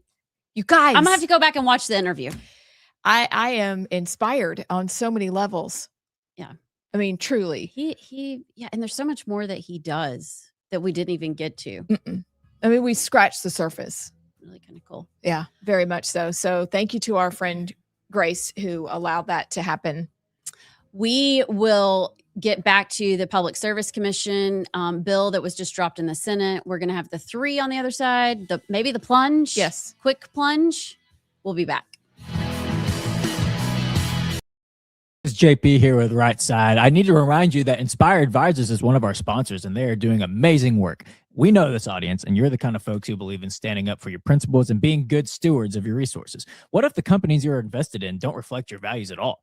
That's why you need to meet Paul Breyer and his team at Inspire Advisors. Inspire Advisors, they are experts in the field of biblically responsible investing. They can help you grow your bottom line while also being proud of what companies you invest in. Inspire Advisors, you got to go check them out. Here's their website, www.moneypatternwealth.com, and tell them you heard about it on Rightside Radio. If you don't care about getting the job right and you only care about chasing headlines, none of that stuff I mentioned, you wouldn't do it. You know, I mean, there wouldn't be any use for it if you're just there for the politics of it. And so something I'm passionate about, again, I think that goes back to my experience at API and just really understanding our state government and the areas where it could be improved. And, you know, I think with the next governor, that's certainly something I'd be able to offer. Like, hey, Governor Tuberville, you need to know I've been seeing these trends out of this agency and we're not going to be able to continue to defend this. Can you help me out? And that's how it ought to work. That's great. One of the things we saw during COVID was, and really actually past COVID, is DEI and SEL and all this critical race theory stuff has kind of trickled down into even rural Alabama, which people swore it would never be there. But the federal government and schools, because we do take federal money, there are things that they push down that we have to follow. I'm thinking about all the Title IX, gender ideology, girls and boys and girls locker rooms and all that kind of stuff. What's your stance as if you were Attorney General of how do you protect the state and what the people of Alabama want? Yeah. And balance that with the federal government mandating these things happen? Yeah, so not to nerd out on you, but like in 2016, I wrote this paper before I left API called Selling Our Sovereignty. And I laid out all the federal funding that Alabama receives, which is not inherently bad. But I said, what if some administration comes in that's hostile to our values and starts using that as a way to shove things on us that we would never vote for in the ballot box? Well, they did, you know, and Biden learned that very early on. I mean, we had a situation one day where our Department of Agriculture called and they were like, we're going to lose our free school lunch program if we don't do this gender language stuff in all of our documents. And I was like, whoa. It was the bathrooms. You had to have, They threatened it through our WIC program, Women, Infant, and Children's, you know, supplemental nutrition program. They wanted that to be genderless. School lunches, you know, and then needless to say, public schools generally. So there's two ways you have to approach those things. On the one hand, you're running into federal court and you're suing and you're trying to get it stopped. And we do that and we do it well. But the backside of that is somebody's got to be communicating with state agencies to say, look, we can't let you violate state law, but we also know your federal funding is at risk. Let's work through this and navigate this together. And that's a big part of the role I played. It's like we're over here litigating, and yes, we want to win. But I mean, you know, I was writing legal memos all the time, trying to give these agency heads and their general counsels advice on, you know, not forfeiting the money because, I mean, the program is partially paid for by the federal government, but here's how you can maneuver, here's how you can navigate it, and then sort of policing to make sure that the stuff wasn't being pushed through anyway. Again, that's kind of the inside baseball part of it, but there's a lot of aspects to this stuff. You don't just file the lawsuit. There's a lot of work to do within state government, and goodness knows during COVID, I mean, I was putting out memos once a day saying, you can't do this, you can't do this. You've got to adhere to state law, and we will try to help you work through the threats coming from the federal government. So is that what it means then, where sometimes people see the Attorney General's office as that last line of defense? Yeah, I mean, I think the Attorney General got that tagline as the Republican AGs, not all of them. Some of them aren't a good line of defense at all nationally if they're Democrats, but they got that because it was during Obamacare. If you remember, the state sovereignty was really threatened over a provision of Obamacare that was going to like force states to do Medicaid expansion and some other things. And for once, the United States Supreme Court said, okay, states are independent and separate sovereigns. Like, we've got to acknowledge that. And so that kind of became the tagline. And what it means can be on the national front. It can also mean in the state, even though people don't think about it that way as much. But it's kind of like when all else fails, Congress doesn't get things done very quickly. The president gets stymied at every turn. Who do you look to that can be agile and quickly rush in, to either promote something or defend something? And it really is the AGs usually working together, and it's pretty effective. What do you think is the most significant legal threat facing Alabama in the years to come? Not to beat a dead horse, but it's just a reclaiming of our state sovereignty. We really haven't made much progress. We've won some cases, so you solved the immediate issue, but large scale, have you heard Congress having a debate lately about how to return power to the states? We are going to keep having the same problems over and over and over again every time there's a Democrat in the White House. Every time. Because they look at Alabama as a deep red state, but it's a poor state that's heavily reliant on federal funding for federal programs, and they're going to... Okay, buckle up because we have a lot to do in a short amount of time. Number one, we're going to talk about this new PSC change, Public Service Commission change. I need my glasses. Hold on. Then Your glasses. next, I have a plunge that soon will have a sponsor I know really well. And this is comparing Islam and communism, and it's chilling. And then we will perhaps do a rapid fire 3, but it also depends on how long we talk about this and the plunge. All right, that's the rest of the show today.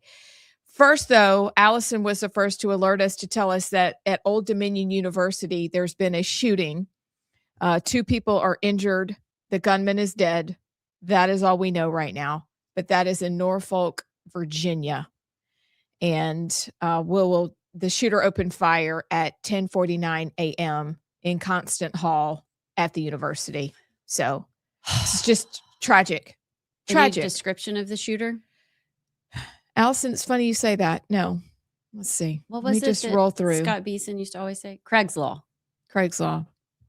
Continue reading. Let's see. Maybe it's here. The 2 people who were injured have not been identified. They were taken to the hospital for unknown injuries. They sent out an alert. Then they said the shooter had been neutralized. And then there are no more unalived. The gunman's identity is and has not yet been revealed. Probably means something. I think you're right. Allegedly. I was literally just about to say it. Allegedly. Allegedly. We'll see. Stay tuned. Okay.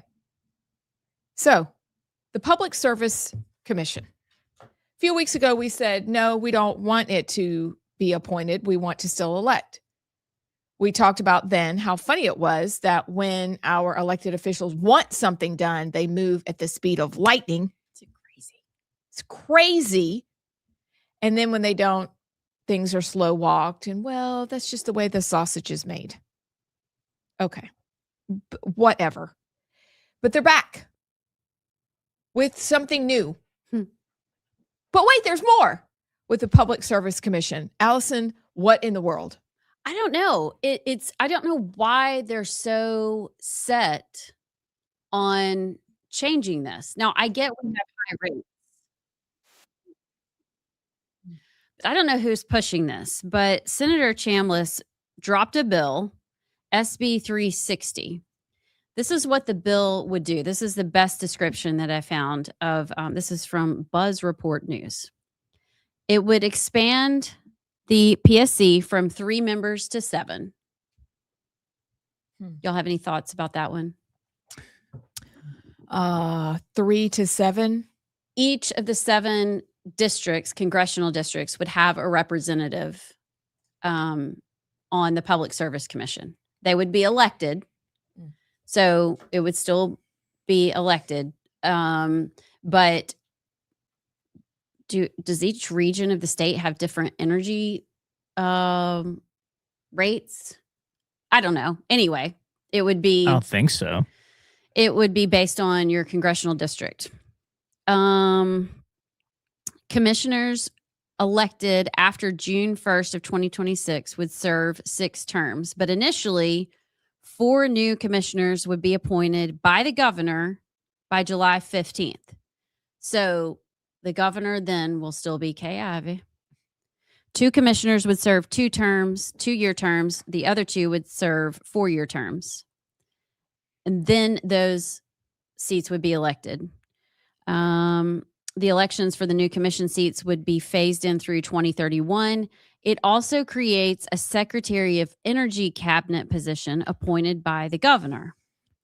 Is that more government? That's more government. Okay. I wondered, I'm off. Yeah, I just wondered. Yeah, that's a whole new cabinet position. And apparently those cabinet positions aren't cheap because they are paid positions. Okay. Again, appointed by the governor. And here, no utility rates can be increased from October 2026 through June 2029. So let's go back to the first point. It would expand the Public Service Commission from 3 to 7 members, each elected in congressional districts, which right now we have 5 Republican districts and 2 Democratic districts. So potentially you could have 2 Democrats elected in those seats. Is that a problem? Yeah. I think so. Look, I'm still stuck back on the new position and this idea that suddenly we've got 3, we're going to elect them, then we're going to appoint the others. Like the control here really bothers me because they're going to appoint people that they want to appoint. We will have no say, even from the beginning of the formation of this situation. Or am I reading that all wrong? Well, no, since there aren't elections, you would have to appoint those first 4 people. The 3 people that won in the election would stay on. Right. And then there'd be 4 more. And then there'd be 4 more that would be appointed. And then I keep calling it the energy czar. It's not the energy czar. I like energy czar. Energy czar. The energy czar would be appointed by the governor. It would be a cabinet level position. Okay. So that would be appointed by Governor Tuberville. He's the heir apparent. But I go, okay, well, 7 members of the PSC can make just as bad decisions as 3. Here's the other thing that we're going to have to talk through. And I don't know, I haven't actually read the bill. So again, this is just talking points that are out on the media circuits and some of the concerns I've heard from people already.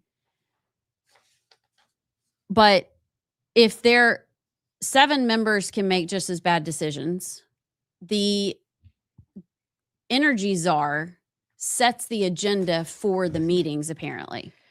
So if your energy czar doesn't want something to be debated on or voted on, they just don't bring it up. And therefore your Public Service Commission is,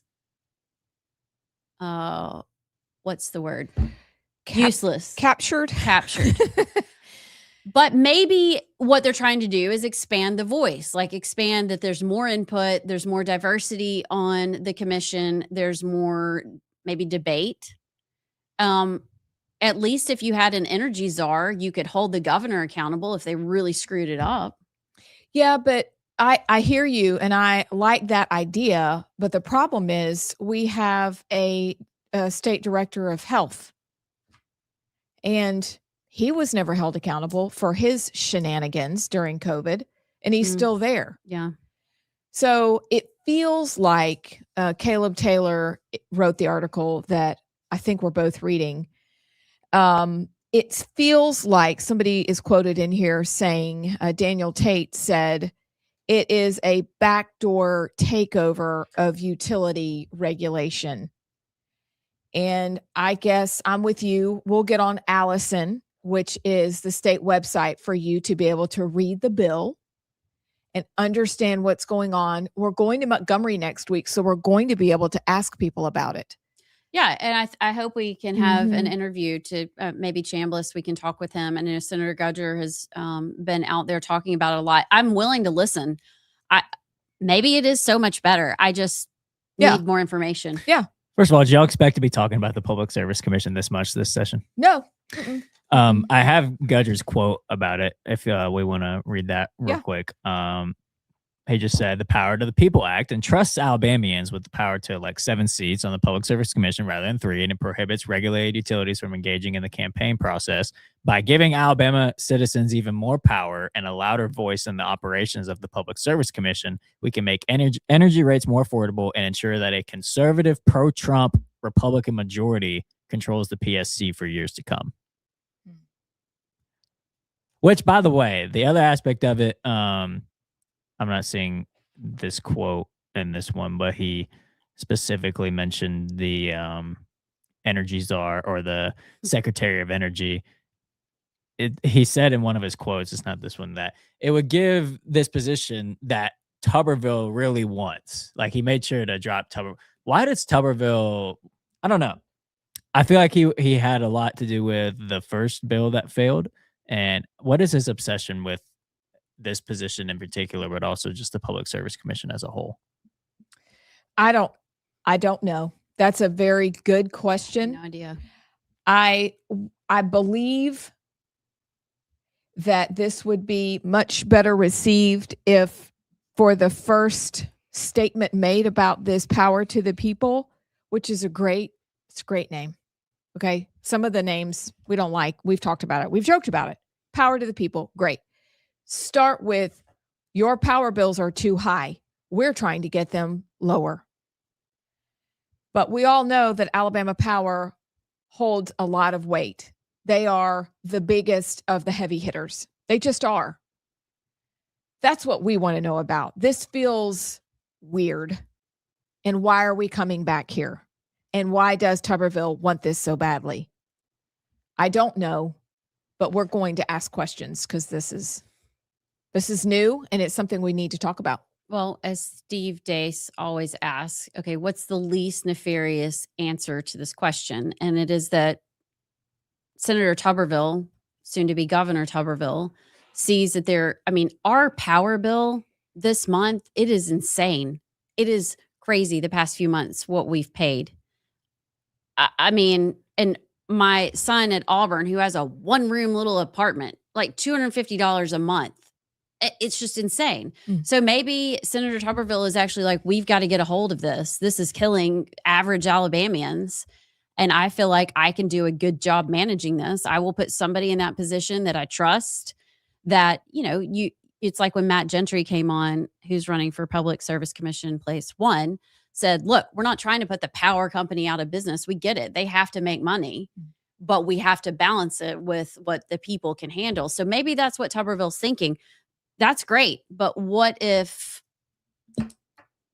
I don't know, some Kathy Hochul wins the next Alabama election? Is that right? Mm-hmm. Oh, Gretchen Whitmer. They're running together. They both look like Cruella DeVille. They're in my head. She's right. Yeah. Becomes the next governor of Alabama, and then they really screw us over. So I don't know. I guess we just need to have more conversation about it. Obviously, the legislature wants to do something about this, regardless of who's behind it. Alabama Power, Tommy Tuberville, the Senate. I don't know who, but they want something to happen. This is kind of like gambling. They want gambling to happen. So we're going to have to talk about it and confront it and just debate it. Maybe this is the best course. I don't know. But my biggest thing is, like, why are we creating another cabinet? Like, why are we going to pay someone else? It really is an expansion of government in some ways, but maybe it's needed. Can I just say how it looks to me? The first PSC bill, they tried to ram it through and it failed catastrophically. And whoever's behind it was like, okay, all right, fine. All right, we're done. Hey guys, look, it's not that. Okay. Trust me. Hey, it's called, listen to what it's called. It's called the Power to the People Act. Okay. We listened and we got a new one for you. Okay. So trust us. All right. That's how it looks. 100%, which I'm so cynical. You are. I try and balance all of us. Sometimes I have to tell myself to do that. But I do try and look, we're in a place where government is having to regulate and do things that they never have. We had to define what a woman was in government. We're just in weird times. So maybe end times. I'm just kidding. That too. Maybe. Well, no, we definitely are. Yeah, we are. We're closer to the end than we were 30 seconds ago. That is true. So we'll watch it. Hey, and we are here to get information for you. So we will do just that. We'll get somebody on that knows what they're talking about. Yeah. And we'll read the bill. We are. That would be important for us. By the way, how do you spell Allison for people who want to get on this state website and read the bill for themselves? Well, It's just one L. It's ALISON. I Thank don't you. know. Spelled Whatever. incorrect. Go to the. That's right. They tried to cheap out with the L's. Think the Allison and then the incorrect way to spell it. Yeah, Yeah, it exactly. really was the bad way. I mean, But just type in Alabama legislature and then you can go to bill lookup or bill search and type in SB 360 and it will bring it up. It's a bill by Clyde Chambliss. Okay. 15-minute plunge. yes. Well, first. Oh, wait. I had the channel turned off. Okay. Well, first.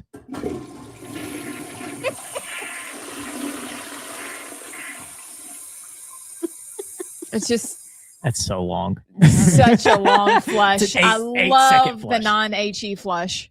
It's very uncomfortable, actually. You're like, just go down. It, so, floater. Oh. You guys, well, we'll share that when that breaks.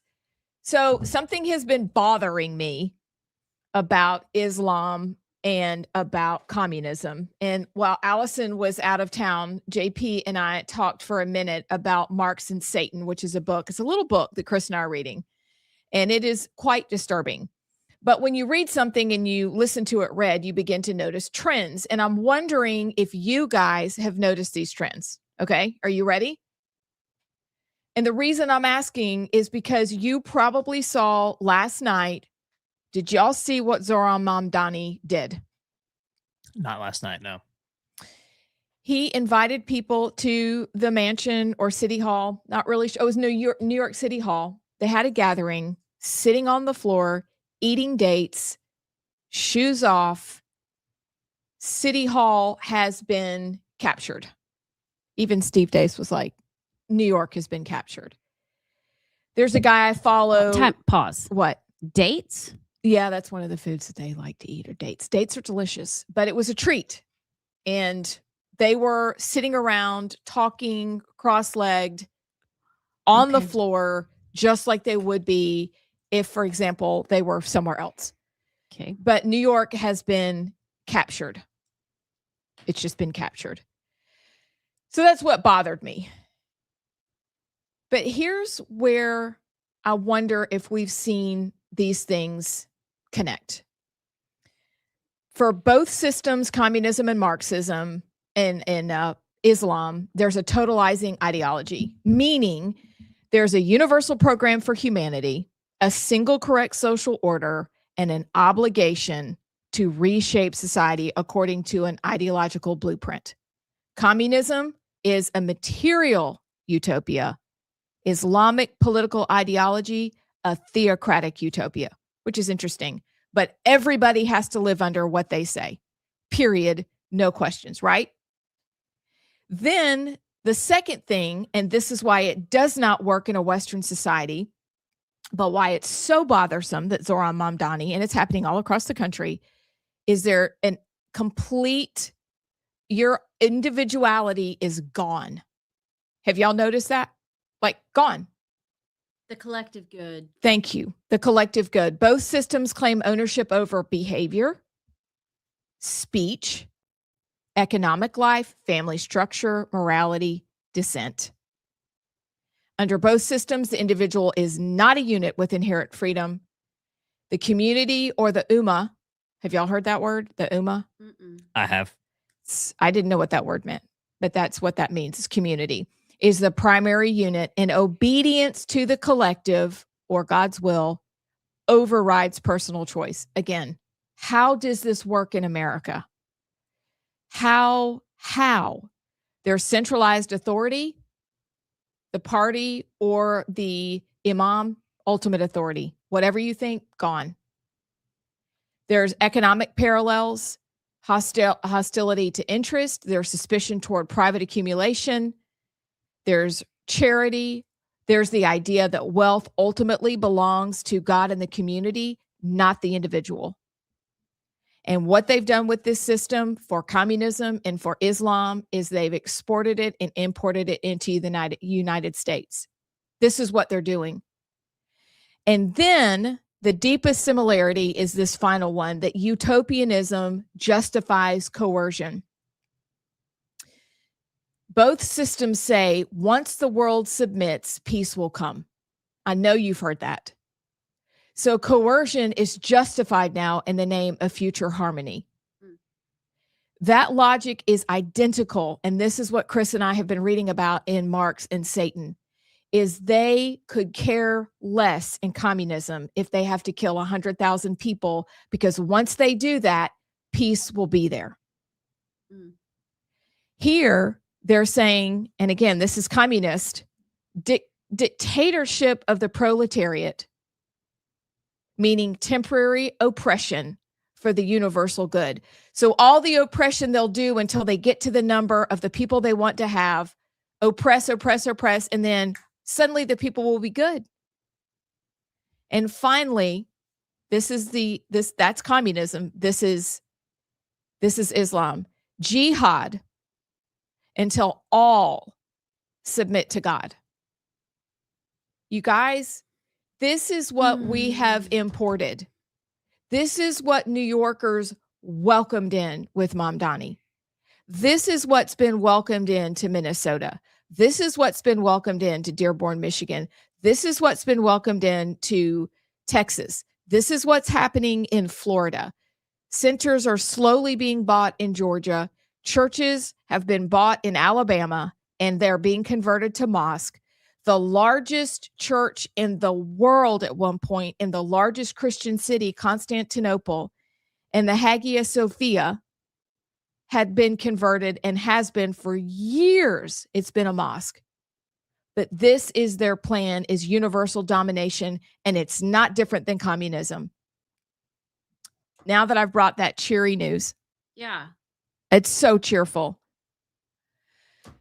How can we not only understand it, but fight back against it?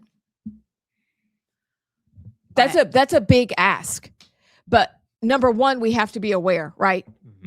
But what do we do from there? How do we push back against this as people slowly but surely get involved in their communities with the stated goal, first using the Mecca strategy and switching over to the Medina strategy?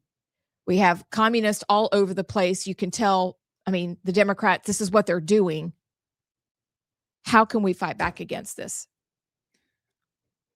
Well, I'll just say this first. If you want to paint a picture, the founding fathers empowered the individual because, I mean, certain God-given unalienable rights that God empowers the individual, not the collective group.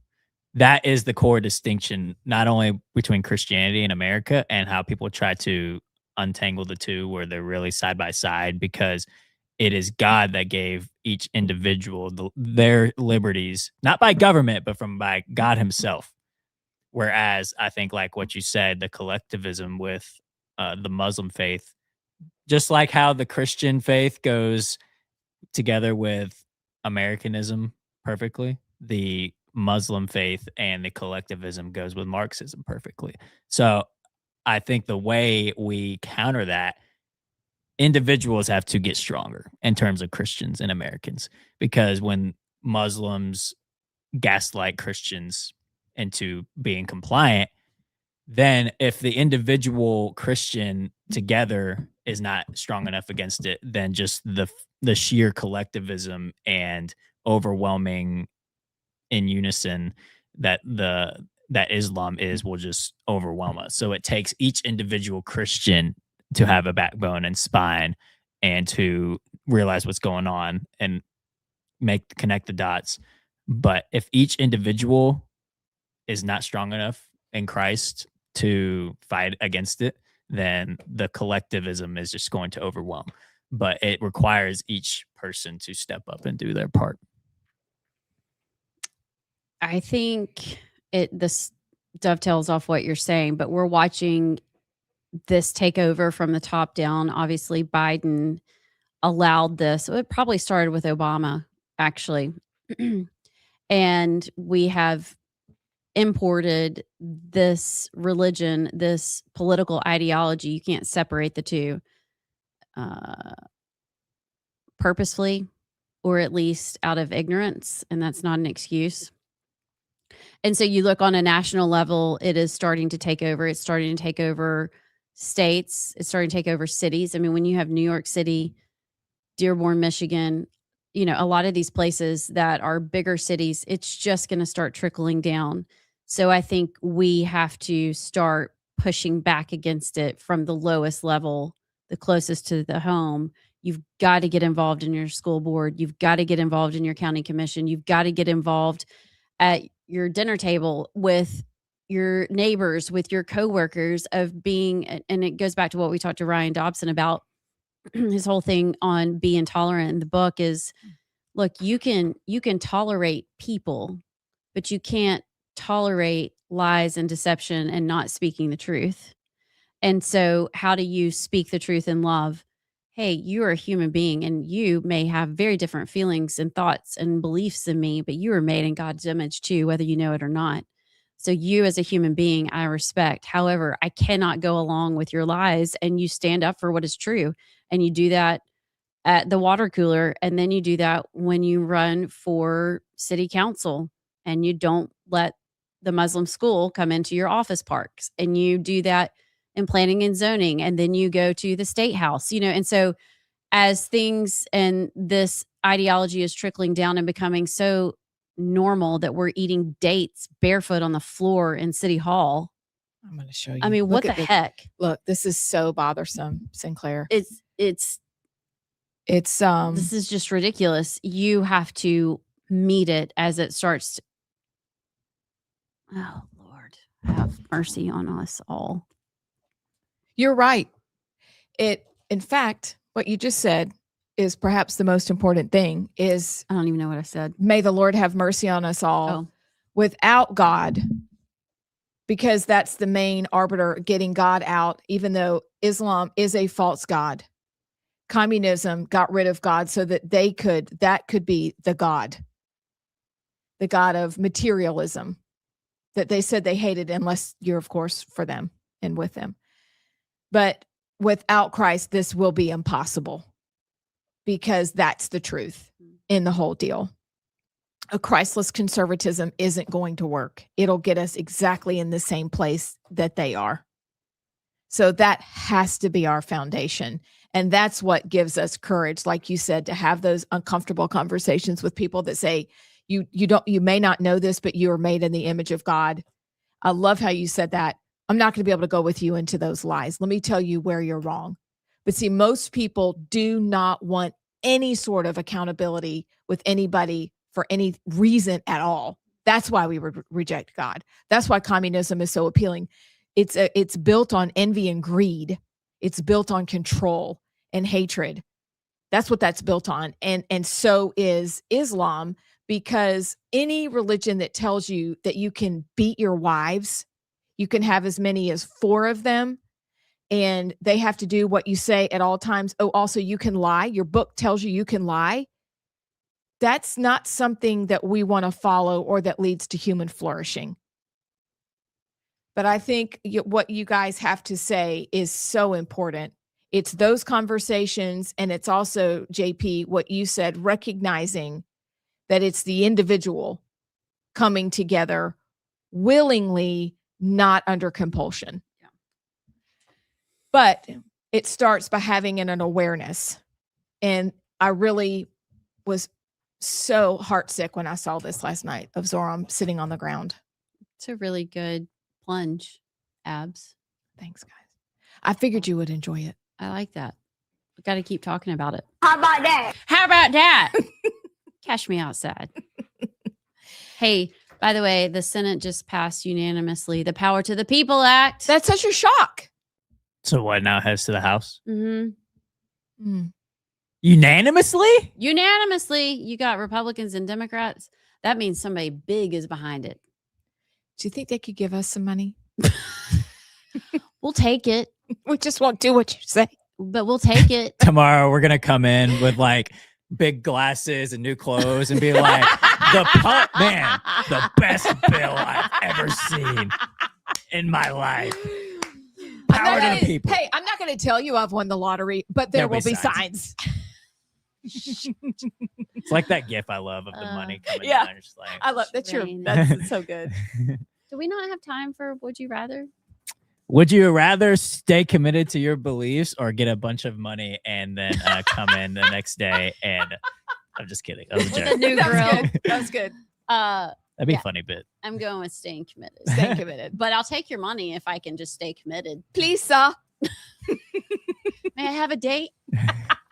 Not a date. No, like the food. Like a date. Like the thing you put in your smoothie. Because some of these people are weird. We probably should have dating with JP as a segment every once in a while. Bring us. And we eat your- dates while doing it. We'll I get on like the that. floor too. Just kidding, we won't. Y'all, No. Christina McGinnis will be with us tomorrow talking about chicken and snap. Yum. I had to reread that when the text came through. But yes, snap benefits chicken, not Pop-Tarts. That'll be tomorrow on the right side.